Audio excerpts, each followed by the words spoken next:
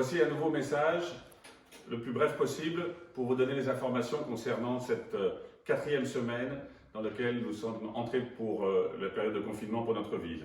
D'abord, pour vous dire concernant les marchés. Vous vous souvenez, nous avons fait une demande de dérogation pour obtenir le maintien de marché au Carrefour Europe et au Square de Verdun. Cette demande a été refusée par la préfecture.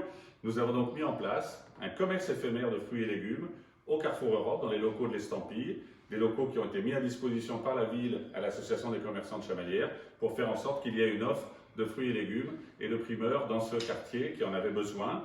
Et donc, je crois que c'est une initiative qui est aujourd'hui très positive. N'hésitez pas à en faire part autour de vous. Vous pouvez aussi voir sur le site de la ville les noms des commerçants non sédentaires qui viendront se succéder dans les locaux de l'Estampille. Je voudrais citer bien sûr Laurent Courtaudon, mais aussi Joël Gagnard, qui sera dans le courant de la semaine. Nous avons également une nouvelle importante, c'est le renforcement de nos actions de solidarité à l'égard des EHPAD de la ville et des établissements de santé. Avec l'EHPAD des Savarounes, nous avons été au-delà de la première étape qui était liée au masque FFP2 et à des plateaux pour servir les repas dans les chambres des pensionnaires confinés, mais nous avons aussi maintenant mis à disposition du personnel de cuisine qui vient de notre restauration scolaire pour suppléer et aider la restauration au sein des Savarounes.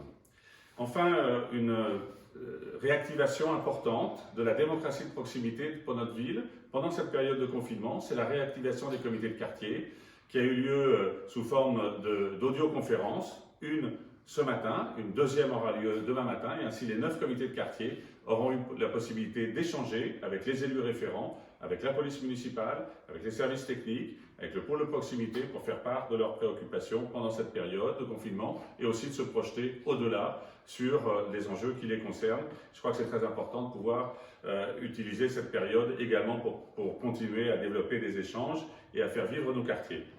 Dernière information concernant la police municipale qui est aujourd'hui déployée sur le terrain pour faire des contrôles. Ce sont des contrôles qui veulent renforcer la lutte contre la présence de non-confinement ou la présence trop importante sur la voie publique. Il y a eu des contrôles dans tous les quartiers de la ville. Ce week-end, des contrôles dans les Hauts-de-Chamalières par rapport aux promeneurs, mais aussi des contrôles qui ont été faits à Richelieu, dans le quartier Richelieu, sur les enjeux de propreté canine et de respect par les propriétaires de chiens des règles de vie en commun. J'insiste sur ce point.